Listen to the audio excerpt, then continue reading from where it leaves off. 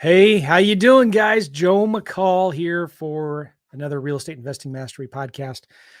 I'm excited about this one again, as usual, but this one is a special one because this is going to be part 2 with a special friend of ours, Ray John. I had him on a couple months ago, and it's one of my most popular, downloaded, viewed podcasts that I've ever done. And Ray is a land investing ninja who I think he lives in Florida. We'll ask him here in a minute. But he does a lot of deals down in Florida on that podcast, if you remember, and we'll link in the show notes. If you're watching this on YouTube, we'll link to the show notes of where that episode is, because I want to really encourage you to watch that. Now, in that episode, we dove deep into actually looking for how to pick your counties and how to pick the markets and how to make the offers and all of that. And the feedback was off the charts. It's amazing. Now, there's a lot of different ways you can do vacant land. I typically like going after cheap rural recreational vacant land, 1 to 20 acres way out in the sticks. And we buy it for 25 cents on the dollar. Ray does a little different thing where he likes to buy the little quarter acre lots more in the suburbs and that are selling for, he might buy them for 25, sell them for 50 or something like that. So he has a little different way to do it. I interviewed another guy the other day, Pete, who likes to only target lands that are vacant lots that are 10 plus acres. And so this is going to be a great discussion talking about the different ways to do vacant land deals. And I also brought my land investing business partner, Matt Bills. So you guys are going to hear from Ray and Matt. Matt is a guy that I've known from church for a long, long time, super smart guy. And him and I kind of helped him to start doing houses a long time ago, didn't like it. And then I said, hey, let's talk about doing some land together. And he liked that idea. So we've done a ton of deals. And so I wanted to bring Matt and Ray on because a few months ago, after Ray did that podcast, we went out and did some of what Ray taught in that podcast. And I think we have 4 or 5 deals under contract. We made a lot of mistakes. It was pretty ugly. And we'll talk about that. Because we offered way too high, over offered for these properties. We sent blind offers. Normally, when I do it and the way I teach it, we send neutral letters that says, hey, if you want to sell your land, please call or text us 24-hour recorded voicemail. The calls come in, then we send them an offer. We did it different, where we sent blind offers and we got it way wrong. And so normally, like I said, we go out and do rural, recreational, large lots in the sticks. Ray does them more smaller lots in the cities. And so we're going to be asking him questions about, okay, what did we do wrong? What could we do better? And I think you're going to learn a lot from this. Cool. Are you guys good with that? As I'm going live right now, we should be going out to Facebook and YouTube, LinkedIn and Twitter. And pretty soon we'll be able to go out there on Instagram, which would be cool. Now, if you're watching this live, I want you to please type in any questions you have in the comments down below. Say hi, tell us where you were from. But you're going to have questions, you're going to have comments. And so if there's good comments in there, I'm going to bring them up here on the screen and we can ask Ray, or you can ask me and Matt some of the questions that you have about what we're talking about, okay? One more thing too as well. One of my free giveaways, I always try to give something away on my podcast. If you go to simplelandcontract.com, simplelandcontract.com, you're going to get for free, no strings attached, just give me your name and email, the letter and the contract, the 1-page contract that I send to sellers on our vacant land deals. This is the same contract we use. This was a deal in Suwannee County, Florida. We sold it on owner financing, making $250,000 a month. And our profit on this should be about 12,450 deals. This is a deal that Matt actually helped with. So yeah, you get this contract and letter for free if you just go to simplelandcontract.com, simplelandcontract.com. So if you're watching this again on YouTube, Facebook, give us a thumbs up, like this video, comment down below, and subscribe to the channel. I'd really appreciate that. Also on YouTube is where you will see the link to the previous podcast that we did with Ray. Good? All right, enough of the intro. Let's bring on Matt and Ray. How are you guys? Doing awesome. Good. Yeah, thank you. Joe. So I'm not sure how you're looking at it, but in the upper right corner is Matt Bills. Matt lives in St. Louis. Everybody. Super nice guy. Been doing land deals with me part-time for a couple, 3-4 years now. Yeah. He does other side hustles that he does. Good entrepreneur. Ray down below. How you doing, Ray? Good. How are you, Joe? Good. How are you, Matt? Doing great. Awesome. So Yeah, good to Ray, be where do here. you live? Ray, is it Florida? I live in Florida. Actually, I just closed 4 deals in Suwannee County. So when you mentioned, I was Okay. like, oh, boom. I love that because like I just had a coaching call today with about 50 something students. And one of the common questions I get with new students is, oh, what about competition? You're teaching this. Now everybody knows about it. And we're all going to be going into the same county and it's not going to work. Oh my, and they start freaking out. Right. Yeah. Here, Yeah, I just showed you a deal we did. This was probably a year or two ago, Matt. I don't remember. In Suwannee County, Florida. And Ray just 2022. says, yeah, we did how many deals in Suwannee County? I just closed 4. So Okay. yeah, Suwannee. Yeah. Have you flipped one or sold one yet? I haven't marketed yet. I just bought it. So as far as competition, I asked the same question to Tom Crow a long time ago. I said, I don't want competition. I just want to choose a market that, no competition. I can do a lot of deals, right? And he told me, hey Ray, you need to think about if you're a jewelry dealer, would you rather to open your store in the middle of the desert or in the Fifth Avenue in New York, right? So your choice. Yeah. That's a real good analogy. I Yeah. like that a lot. Yeah. So it's competition collaboration. It's not competition, it's collaboration. And one of the things you'll find when you go into counties where there are a lot of land investors, you'll find that those counties sometimes, most of the time, can be easier to sell deals because, and it's also can be easier to find people that can take drone footage. It's easier to find realtors. Mhm. People tell me all the time, oh, I can't list my property on the MLS because I haven't bought it yet. Well, what was the county, Matt, that we just listed a property with the realtor that we haven't closed on yet? That was Charlotte County, Florida. Yeah. So now a lot of investors do deals in Charlotte County, Florida. Some of you listening to this might be like, oh man, I just picked Charlotte County and now you're talking about it and it's going to ruin it for everybody. But okay. So what I wanted to talk about, I'm glad you guys could be here, is Ray, Matt, and I, a couple 3 months ago, we listened to your podcast and we decided to go implement it. And what you taught back then was like, find out where there's hot areas of a lot of activity and go down into the subdivision level, pull a list, find out the average price that people are paying for lots in that subdivision, and then send them an offer at like, I don't remember what we used, 35, 40% or something. I think 40%. 40%. Yeah. Of the average subdivision price per acre. Okay. And we did that. And guess what? Like anything that we ever do new for the first time, we make mistakes. But you know what? Even with all the stupid mistakes we've done, we have 4 deals under contract, maybe 5. Yeah. Right, Matt? Right. All right. And it's like, I think it's kind of embarrassing. Matt and I, we sometimes work out in the mornings together. And all I hear from him is like, I got another one.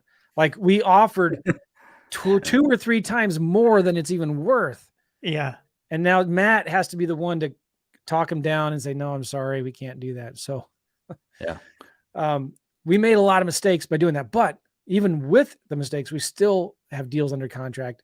We're starting to market them right now. We're starting to get leads on them. We're starting to put them on the MLS too as well. So Matt, talk a little bit about what, when we're getting leads now, calls from these sellers, the house, I mean, the vacant lot is worth 20. We're giving them an offer for like 15, but we need to be way down at 5 or something like that. Right. So like be honest, like, are these conversations uncomfortable and weird, and how are you handling it? Yeah. I'll just say from my perspective, I got a lot from Ray actually, and he recommended a couple of books that I read and shared a couple of videos with me and like tips on talking to these sellers and negotiating these prices. So that was really helpful, but it's still, if you're new to it and you're not used to it, it's still awkward. But you have to understand that the more you do it, the easier it gets and the more comfortable you get. It's really just having conversations and connecting with people. So, I'm starting to get a lot more comfortable with it, but when we're offering sometimes like 3 times more than we should have offered on the property, that's a little bit interesting trying to talk them down. Now, on the flip side, we probably got way more calls coming in because of that, right? So maybe that's a good thing. I don't know, Ray, if you've had the same thing happen. So some people were angry about it, some people weren't, but it did get it got the phone to ring. It got people responding to us. And but yeah, going through the questions that you asked them, do you have sewer? is there a sewer? Do you guys have you ever been to the property? Is there water? You kind of like try to pick things that whether it's good or bad, you just want them to answer, and you want to put it in their mind that oh yeah, it actually doesn't have water, or maybe it is the smallest lot on the block.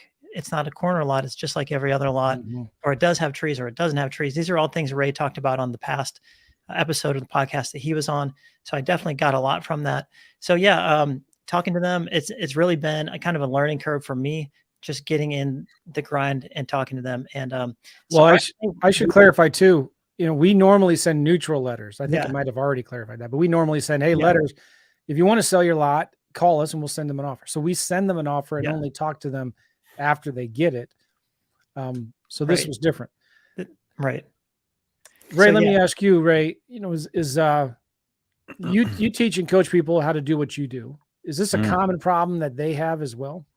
Yeah. So here's the thing, that nobody can absolutely make 100% accurate offers. That's impossible. So whenever you do that wrong, you just have to tell the seller you did it for higher and it didn't know. So here's the thing, check it out, Joe. I after the call with you, I have a student challenge me. He said, offer is the only thing that's most important. I said it's not. Let me prove it to you.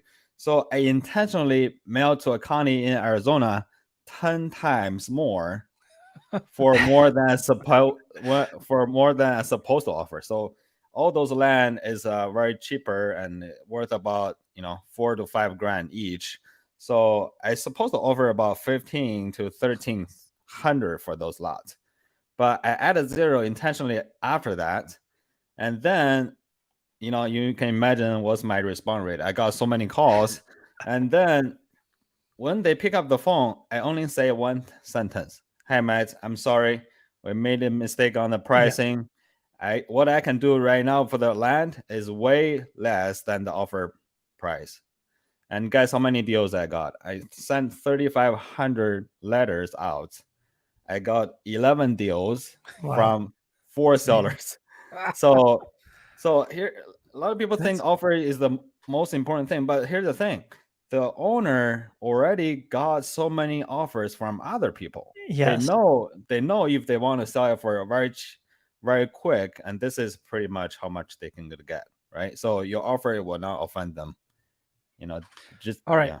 So Amir asks a good question here. What are these names of these books that you sent to Matt to learn some sales skills? Yeah, so there are 3 books I recommended. The Never Split the Difference by Chris Voss. Never Split the Difference. Yep. Okay. And the Go for No. Go for No. I think it's called Richard Fenton. I think the author's name. And the third book is what Tom told me. It's called Flip the Script. It's not the pretty girl one, by the way. It's a yellow book. All yellow. So don't buy the pretty girl one. So. Oh, I see it here by Layla Lee. It's not her. Yeah, not her. So this one is by Oren Claff. Absolutely. All right, I have one of those books. I'm going to buy that. Flip the Script. I've not read that one yet. Yeah, I talk about a concept really important, which is always believing. So not about faith. It's about you try to leave instead of trying to push always, right? So if you try to push, like you go to the mall, a girl follow you all the way, and you kind of get annoyed, right? So you try to, instead of doing that, you try to leave and try to have the seller convince you to buy the land instead of you always push for buying the land. Excellent. Good. All right. So Matt, you had some questions. Can you kind of go through some of these questions you had? Sure. And ask Ray. Sure. Yeah. Open them up here as well. So Ray, one of the things I wanted to ask you about, being that you live in Florida, and I know you do quite a few deals in Florida. Have you run into many issues? Like, do you worry about flood zones very much when you're looking at buying property? Is that a concern for you? And maybe you could speak to that. Yeah, flood zone is a must check, and especially the wetland. So sometimes the awkward thing is the wetland is not always wet. So if you check Google Map, sometimes the land looks perfectly fine. So there's a website I can share with you, and it's called Wetland Checker. So you open it up and put the address in, it will show you in color if that's a wetland. So I typically don't suggest people to buy wetland because I Yeah. just closed the wetland. There's a buyers for that. But guess how many times I was under contract? 5 times with 5 different buyers. Yeah. And the last buyer didn't check, maybe, and I hope he didn't listen to this podcast. But No, we had the uh, same experience with some yeah, wetlands properties. Very difficult to sell. It takes a very, very yeah. specific buyer to buy that property. But in terms of flood zones, like flood zone X or flood zone AE in that Florida area, where people might need flood insurance if they get a mortgage for their home, is that something you steer away from, or how do you navigate that? You just have to ask the realtors if that's a real concern, and specifically ask the realtors who sold land nearby the land you want to buy. Because if it is flood zone, it will be a huge area, right? So you want Right. to ask, you also ask the realtor specifically if that's an issue, and sometimes it's not a huge issue, and sometimes Okay. it is. Yeah. Yeah, that's been interesting because some of these lots we heard from someone saying, hey, they just recently classified this area as a flood zone. And if you get insurance, it's going to cost an extra $1,000 a month for whoever builds on that property. Yeah. So that kind of threw us for a loop. And then, Yeah. but you're saying just talk to the realtors and get the story Mhm. on the ground.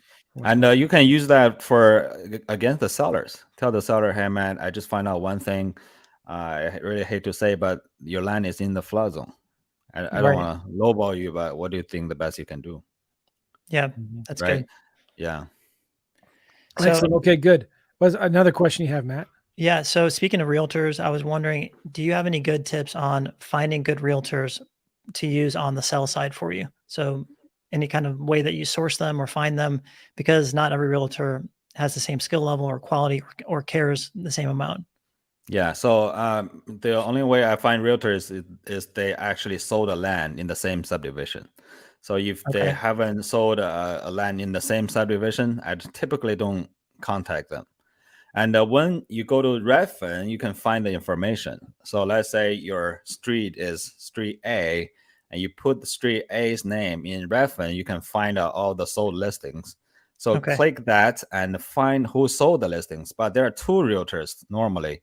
So there's a guy who lists the property for sale, and the guy who actually bought it. So you want to contact the realtor who actually bring the buyer to the listing agent, the buyer Right. agent, not the listing agent, because everyone can list a property, right? So that's easy. But the realtors with a cash buyer is the gold. Gotcha. I got a question here I want to ask you. And again, the reason why we're asking these questions is we're used to flipping properties that are rural out in the country in the sticks. And it's just different when you're in the suburbs doing little quarter acre lots, right? And the thing that's blowing me away, and I cannot figure out for the life of me, is how to price these things sometimes. Yeah. Because you'll be in the same little neighborhood there, and I could show this to you. Maybe I'll pull it up in a minute. You see some properties that are selling for 15 to 20, 25 grand. And down the street, you see one that sells for 50, 70, 80 grand. And Mm, you're like, who is buying the same lot for Right. double or triple what these other people are selling them for? And these are mm. recent sales. These are in the last 90 days. So what is your pricing strategy when you're doing infill lots where there's a lot of comps? And sometimes they're all over the board. We're used Mhm. to rural where you don't get as many comps, right? So Right. what's your pricing philosophy when you're advertising and selling homes or vacant? So before I actually talk to the before I actually buy it, I would go to assessor website. I would look at the assessor value, and every land has a assessed value, right? Mhm. So I typically, normally assessed value is not equal to the land value, but sometimes the land value is more than the assessed value. But I try to buy it below the assessed value Hmm. if I can, right? So if I buy it below that, I know I'm pretty safe, right? So that's the first thing I check. And the second thing I check is want to see what's the lowest near the nearby sold, right? So if the lowest is, let's say this land nearby sold is 10,000, there's another one sold for 6,000. I want to call the realtor and ask him why. Why does he think, why he sold the land for such a cheap price? Is there something wrong with the neighborhood, or there's something wrong with the land? So if there's something wrong with the land, that's fine. because I can use the comps nearby my land, right? But if there's something wrong with the neighborhood, I will be very careful, right? That's the second thing I check. The third thing I check is the for sale price nearby. So if everything, my strategy is when I list a property, mine will be the lowest for sale in the whole area, so I can sell my land very quick. So I want to see what's the for sale right now. Let's say everything is selling for 20 grand. And if I know right away, if I want to sell this land, I want to put it for maybe 18,000 or 17,000, right? But how much I'm going to buy this, right? I want to make a profit. So I better buy at least half of that price, right? And then I will check again about the comparables. And the last thing I do is I'll call the nearby 3 realtors to confirm my buy, how much. I ask the realtor this question: if I want to sell this very quick, what do you think the minimum I can sell this for? I don't want maximum, because realtor has the tendency to always maximum the listing price, right? So that's the fourth thing I do. But after all this fourth thing I do, I know I'm pretty safe already. For example, I just bought a land. Assessed value is 6,000, and I bought it for 3, but everything for sale is 45, and the sold comps is 35. So you see how big difference that assessed value and the land value, but I'm pretty safe inside that price range, right? So yeah, I want to show you something here, and I'm going to share my screen again. Let me pull this out. I think it's related to what we were just talking about here. And I can do it. I swear I can do it right here. Come on, Joe. All right. This is Charlotte County, Florida. Cool. Yep. And let's say we got a property right in the center of this map. If I look at actives, and I said under 100 grand, I just want to remove there's some here that are for some reason like $1 million. I'm looking at vacant land between like 7,500 square feet and half acre. These are like quarter acre size lots. And days on Zillow or any. There's a lot here. Okay. Right. That may freak people out. And this is sorted from low to high. And you can see these little lots are selling for 13.9, 14.9, 15 grand. Okay. If I change this to solds, and you have to do sold in the last 90, let's do 6 months. A lot of good sold activity. This looks to me like, oh, this is great. But if I scroll down here, this is what blows me away. Who buys these lots for, 48 grand? Now it's on the water there. Okay, maybe that explains things, but it varies so wildly. So part of the problem I think some people have is when they're relying on price to give them the value, they're not looking at, okay, well, this is a corner lot, this is on the water or whatnot. So if you're looking at a property here and you see solds that are like 6,900, 7 grand, 10 grand, I'll just tell you how I look at this, and you tell me if I'm off or not. Like, this is what investors are buying these things for.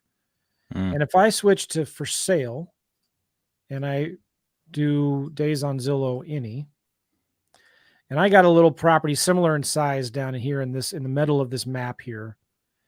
This is my competition. And I'm looking at this thinking, all right, so if we want to sell it fast, we should probably list our property for $12,000. Is that being too aggressive? Or should we try to be at like maybe 14 or 15 grand because that's where these are? Does that make sense? Right. Yeah. So I would try to stay closer to the target property. But I do see your concern. I want to find out maybe just. So we zoom in a little more is what you're saying. Yeah. Zoom in a little bit more because, even the property is super close, but, that could be a different area. But as far as I can see in this area, the lowest for sale is about 15. Yeah.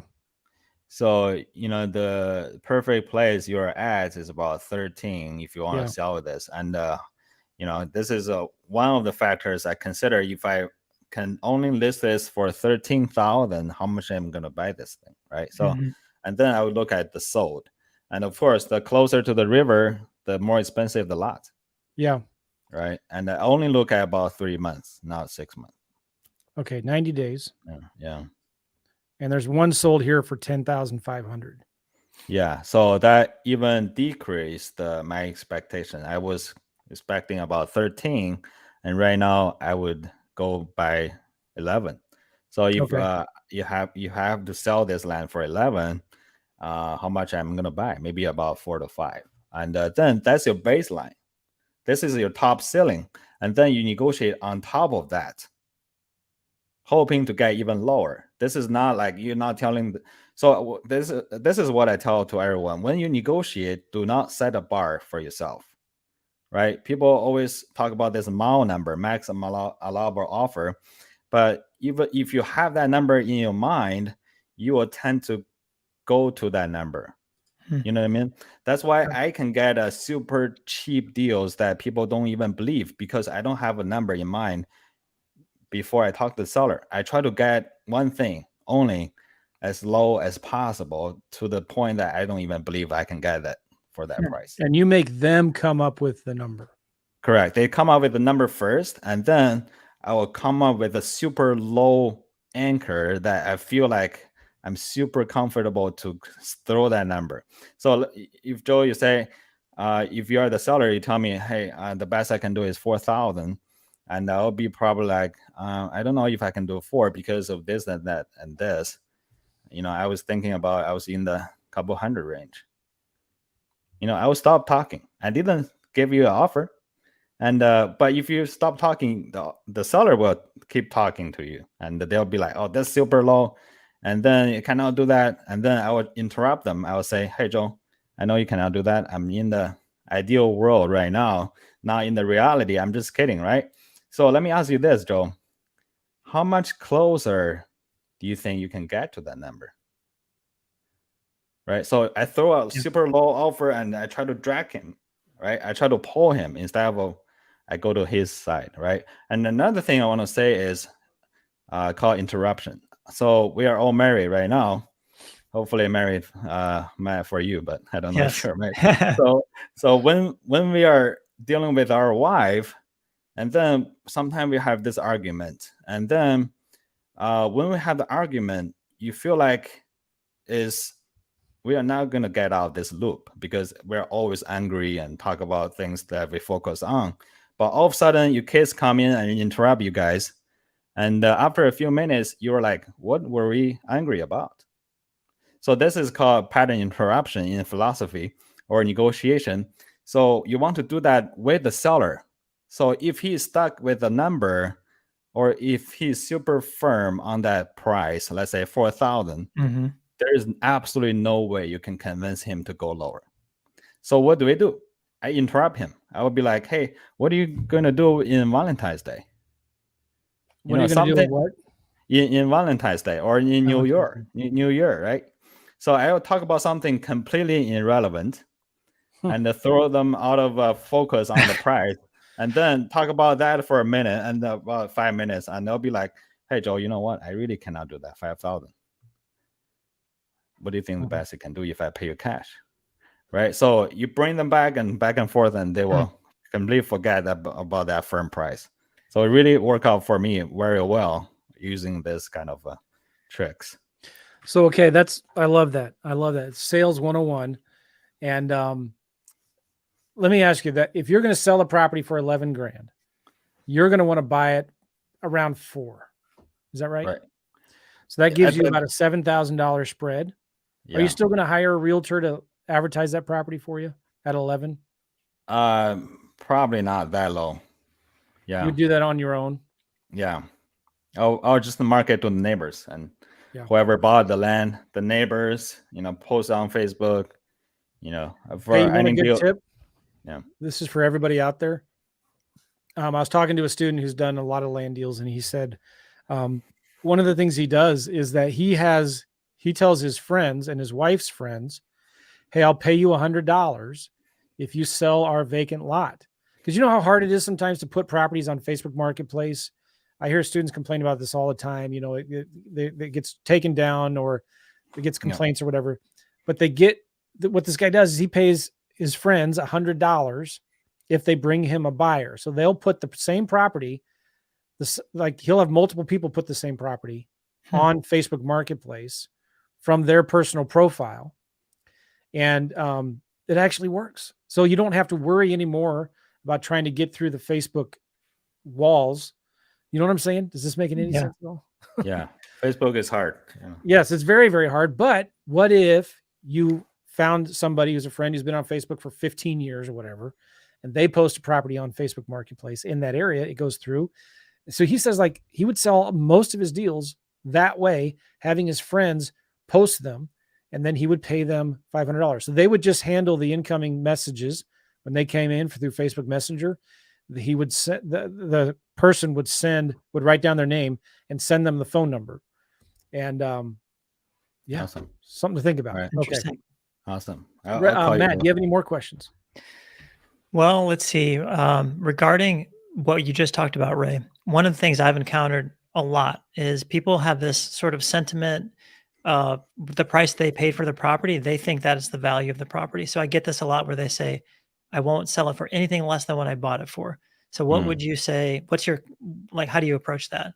So first of all, how when you download the mailing list, how many years they have to hold the land for?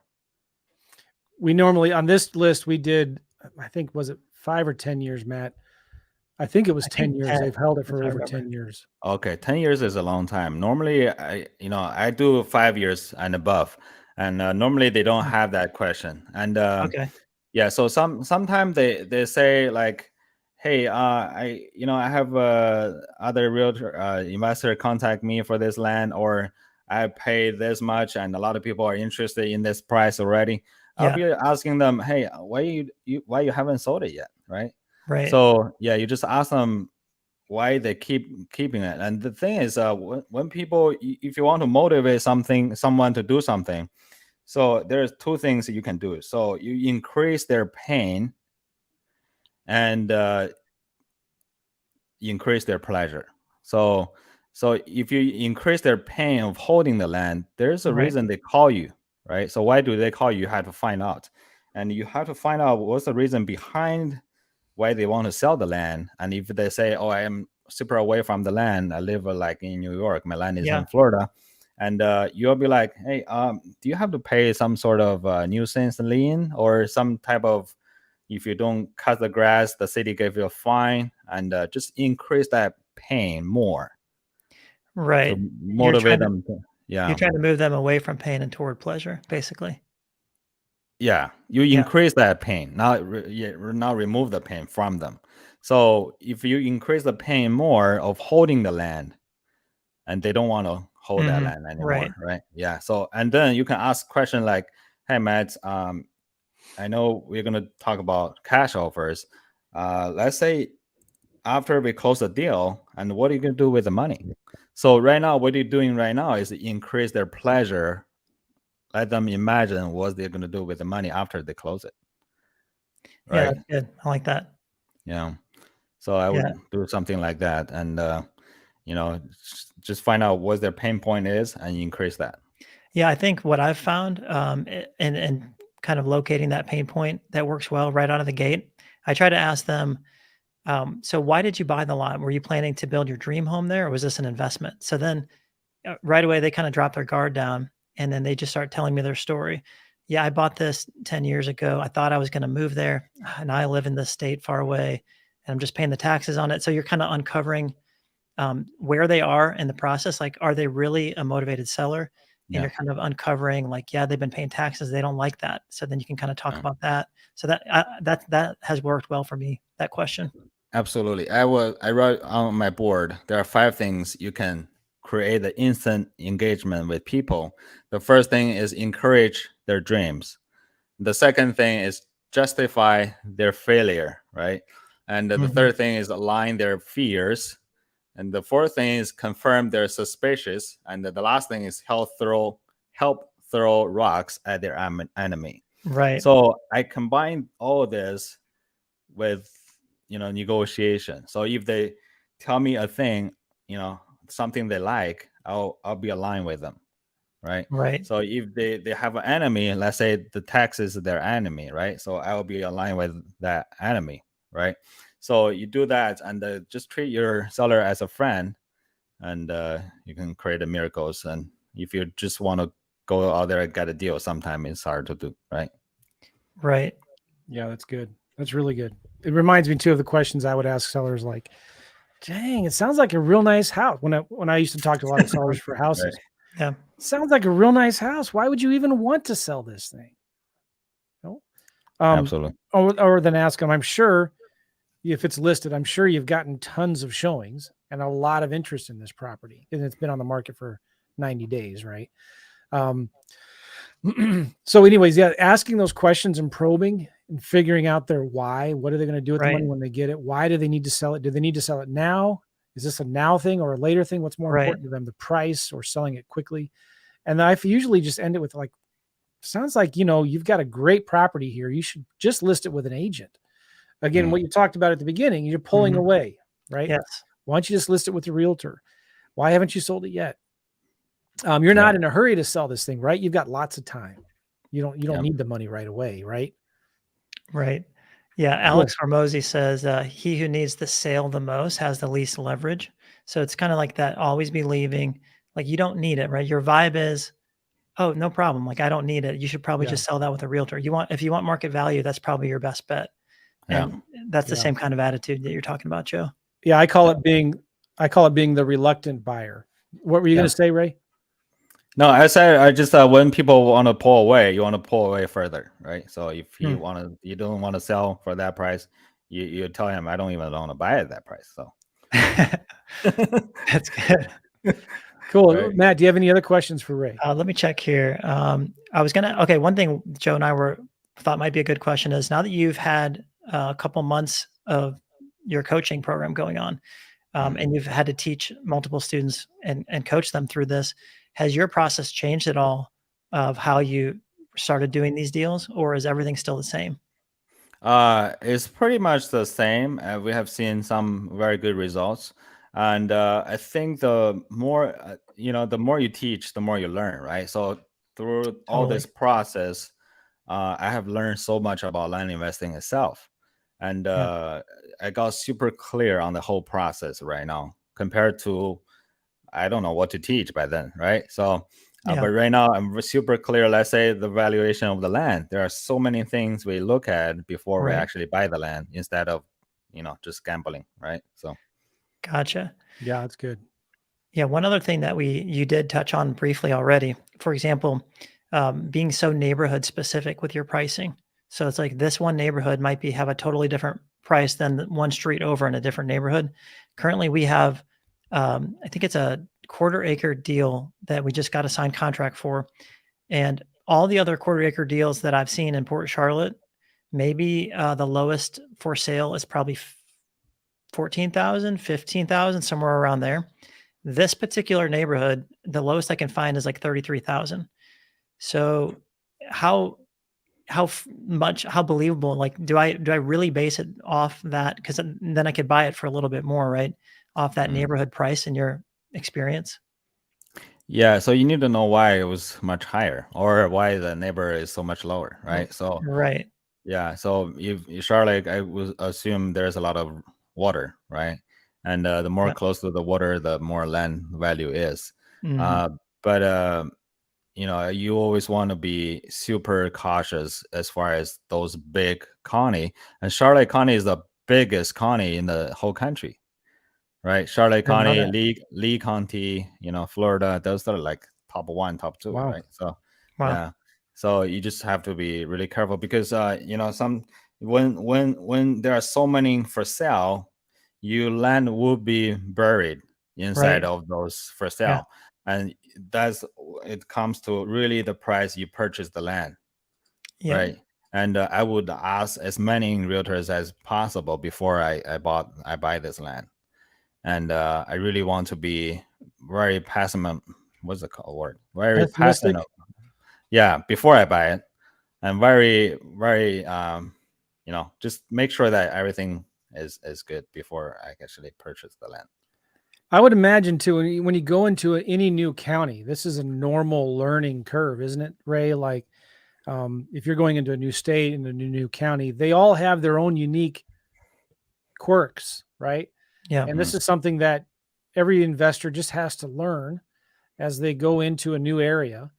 Like Matt and I, we made some really crazy offers on some properties in Northern California that we thought were amazing. This is Northern California. Who would not want to own property here? It's gorgeous, but we offered way too much. And we had to cancel a couple of them, and we sold a Right. couple and still made profit on them. We didn't lose any money. Mm. But like now, if we were to go back into that county again, we know how to price these Yeah. things right. We know what to ignore and what to pay attention to. Are you talking about Brunswick County? No, it was Yeah. Siskiyou County, wasn't it, Matt? Siskiyou. Oh, Yeah. okay. Yeah. So in North Carolina and South Carolina, I would.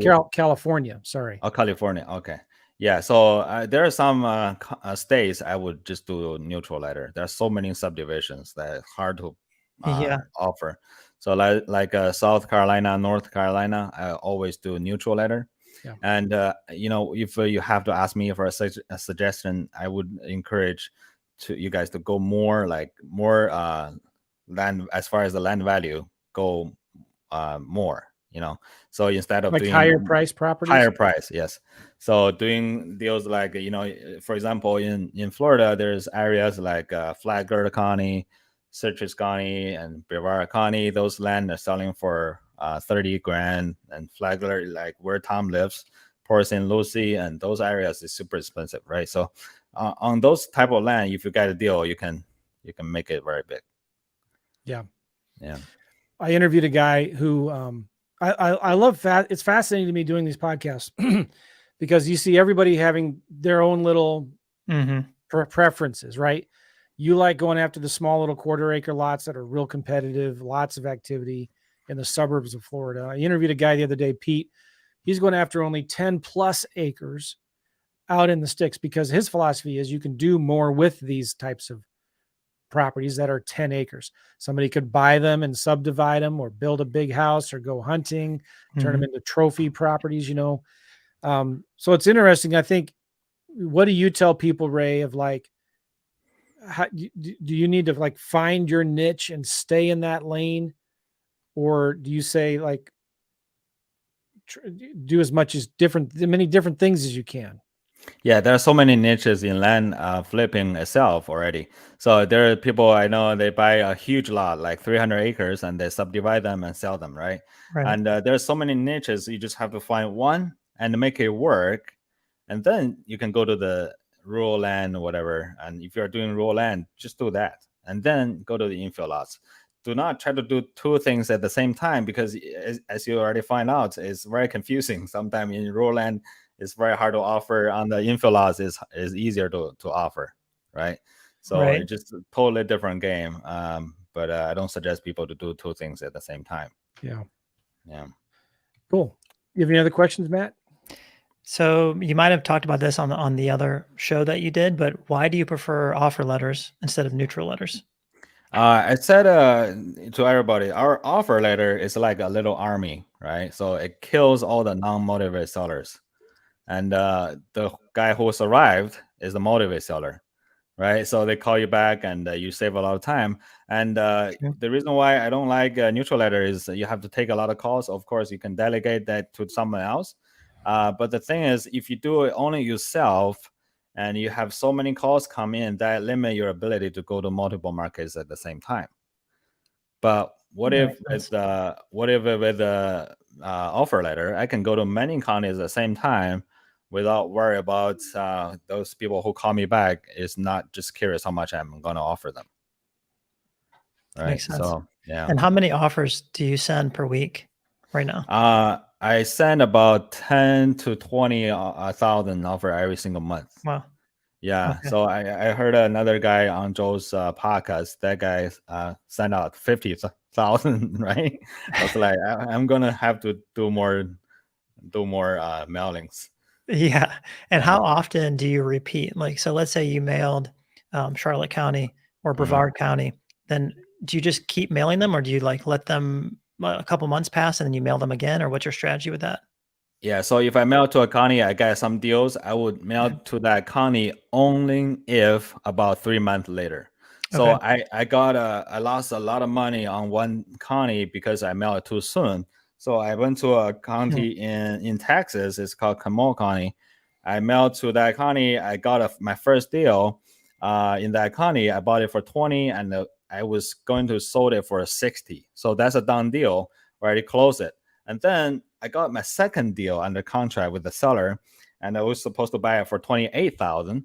And then the realtor all tell me you can easily sell this for 63, 65, no problem. I was so happy, and I still under contract. I said to myself, I'm gonna mail to that county again right now. So with a higher price, offer price. And then I mailed to that county again. I forgot to take that guy's name out, and I mailed to the same guy with a higher offer. And he said, "Hey, Ray, it's you, not other people. You offer me higher. That means what? That means the market is appreciating. Yeah. So I'm not going to sell my land. Maybe I can get a better offer." So he canceled the contract. I'm super upset, right? And he sold Yep. it to someone else for 35 grand, and that guy sold it for 63. So that's not a good strategy if you mail it too soon. Yeah, And that's interesting. yeah. So you only mail it right now. I'm about 3 months apart. But to that point, frequency is very important because we talked about in lieu of competition, why also that's not a bad thing is because they might get a bunch of other offers and then they get your offer. And in their mind, they're thinking, oh, this is the company that sent me those other offers. I'm going to give them a Correct. call this time, right? So it Absolutely. may not even be you that sent those, but you're Yeah. piggybacking off of other people's marketing efforts. And you think about credit card companies, like there's a reason why they just keep them coming in your mailbox because it Absolutely. has to do with the point in your life that you're in. You might be in a point where you're doing really well. And then some people might be in a point where they actually like, that would be nice to have this card. Yeah. Something happened in their life and they're like, I need to sell this land now. And Yeah. so that frequency is pretty important. Yeah, I went Yeah. to some county my very first time. I sent the mailers. The seller called me back. Hey, this Ray never send me to this address again. You sent me so many. I was like, this is the first time I sent it to you. But Right. that's to your point. That's very important to keep Yeah. mailing. I had a seller one time who, for some reason, I was talking to them, Matt, and I normally don't call sellers, but I did on this one. And this was Putnam County, I believe. I think. Anyway, he it's a popular county. Lots of investors send mail there. But his daughter was getting married in about a couple 3 months. He just wanted the money to buy to help pay for the wedding. Yes. And if he would have gotten that letter 3 months ago, he probably wouldn't have cared or thought about it or thrown it away. But Yeah. weddings are expensive. His daughter's probably getting to that point where she's stressing out and freaking out, and there's a bunch of drama going on. I'm Yeah. not like that's just kind of what happens sometimes. And he's like, I need some cash because this balloon, this bill is getting bigger and bigger every month. So he got my letter at the right time, and he's like, yeah. And I talked to him. I said, how long ago did you buy it? Like he's bought it 5 or 6 years ago. And what did you pay for it? $6,000. I was offering him $4,000, $2,000 less than what he bought it for 5 years ago. And I said, oh, I felt kind of bad. I said, you know what? You should just list it with an agent if you want to get more money. And he said, no, I need it now. My daughter's getting married, Yeah. and we just never used that property anyway. So I want to reiterate the point of how important it is to always be sending offers and sending letters. Cool. That's a Yeah, great example. and you never know why people sell their land. I recently Yeah. got the land, is oceanfront for $700, and that owner bought the land 20 years ago for 155,000, and he wants off his hand because he want to sell quick, so he can claim tax deduction or something Wow. like that. Losses. He was going. Yeah, correct. Tax loss. Yes. Cool. Matt, do you have any other questions? That's pretty much all I got. Yeah, this has been great. I really appreciate you taking the time to answer these, Ray. Yeah, no problem, man. Anytime. Ray, what kind of advice would you want to give to people as we wrap this up here who are wanting to get interested in land and they don't know where to start? They're confused, or they hear us talking. They're like, oh, well, should I go after 1/4 acre lots or 5 acre lots or, suburbs or sticks? Like, what would you say? Oh, I think Ray, we lost you. He's frozen. You hear me, Matt? He looks frozen to me as well. Ah, well, we'll go ahead and wrap this up. Now you can see Ray's handle there is virtual flip land. And I think if you go to Ray, sorry about He's that. back. Sorry Ray about is that. back. Sorry about that. So as far as advice is, don't be over analyze whatever you think you're doing, right? So just keep doing the things that Joe teaches or whoever teaches you to do, and just do it, and don't second guess. I mean, there are so many things we can do wrong, but by doing the wrong thing, you can get the right thing done. So Yeah, I just had a coaching call an hour ago, and that was my same advice to him. Stop over analyzing this thing. It's so easy to do. Oh Right. man. I often do it, and I call Joe, and he's like, "Listen, it's not that complicated." You know, like you're always the voice of reason to me when I'm overthinking it. Well, it's easy because we get worried about making a mistake, and Yeah. but Yep. I think investors need to give them, especially new investors getting started, and even experienced investors. Like we've done a lot of deals, but like we need to give ourselves permission to make mistakes, Mhm. yeah, absolutely. right? And can I just share a very quick story? Yeah. So I mailed to Connie to the mail house. I sent a list to the mail house recently to Connie in Florida, and he messed up with the list. He sent my list to Nevada, right? And then Wow. guess how many deals I got? I got 3 deals in Nevada now instead of Really? Florida. So you can absolutely do the Wow. wrong thing and get results. So I love your story of sending Arizona intentionally and offers 10 times higher, yeah. just to get the phone to ring, get them on the phone, and talk to them. That's awesome. I love it. Yeah. Ray, how can people reach you? Always my Instagram is called Virtual Flip Land. So VIRTUAL Flip Land. Here you go. Good. I put it up here on the screen on IG, Virtual Flip Land. You're doing a real good job posting content in there, little lessons that you're learning and things that you're working on. And it's fun to watch you be so active on the channel. It makes me jealous, which makes me wish I was doing more posting content on things like you're doing, Ray. So good job. Keep that up. Thank you. Thank you, Joe. Thank you very much. Cool. Virtual Flip Land. Thank you, Ray. Thank you, Joe. Thank you, Matt. Yeah, Anytime thanks, if Ray. you guys need any help in your fill-outs, contact me anytime. All right. For sure.